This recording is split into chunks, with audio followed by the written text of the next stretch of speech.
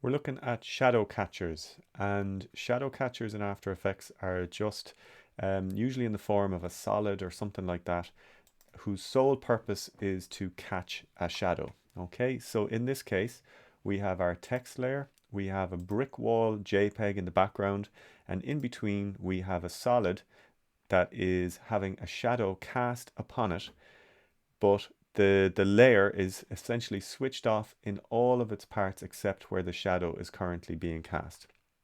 If I switch off my brick wall, you'll see the white solid there basically with a white background behind it, just the shadow. Okay, when I put on the brick wall behind it, you'll see that the brick wall appears around and throughout that shadow, and it appears as if the shadow is being cast onto the wall.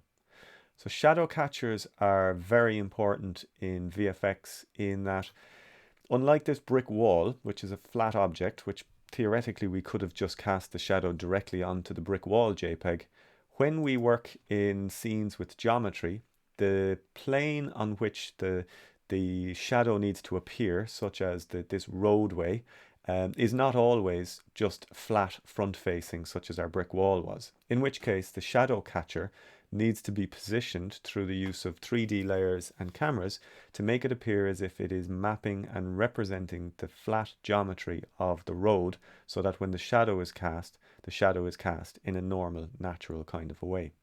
If we were to cast the shadow directly onto the background JPEG of the street scene, it would just look like a flat shadow, much like the one we have here, which would not work.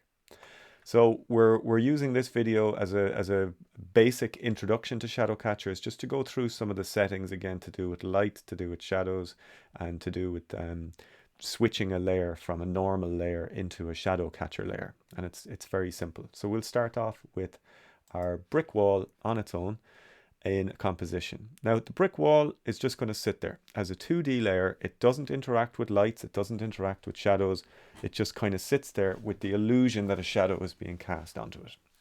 So I create my text and my solid. I'm going to create some black text just so I can see it, and a white solid. Now again, the color of the solid isn't massively important, but white is an obvious one. When we have a shadow cast on it, we can see it clearly.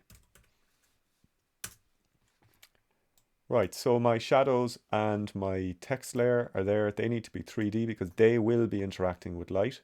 And I'm going to want to bring my text layer just slightly away from the solid so that the shadow can be cast from a light.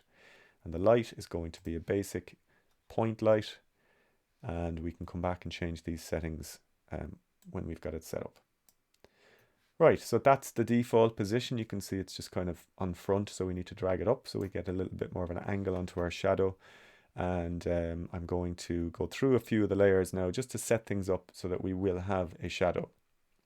The shadow requires the text layer to have its material options changed so that it casts a shadow.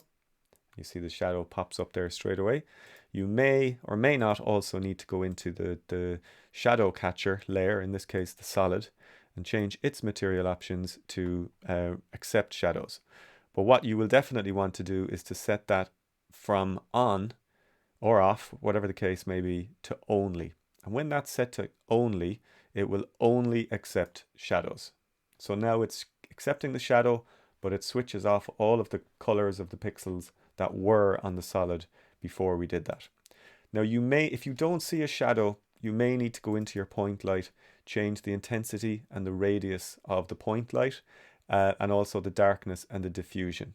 These are kind of held in memory when you change them in previous jobs, and occasionally the previous job may have required you to change your light settings to some properties that don't suit the current one. So don't despair if you don't see a shadow. You may just need to change a combination of intensity, radius, and also your darkness, usually the darkness as well. If the darkness is very low, for example, you won't see anything.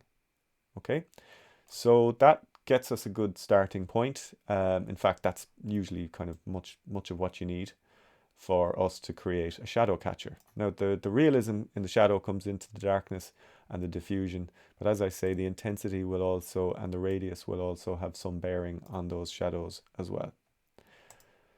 So that's the simple shadow catcher.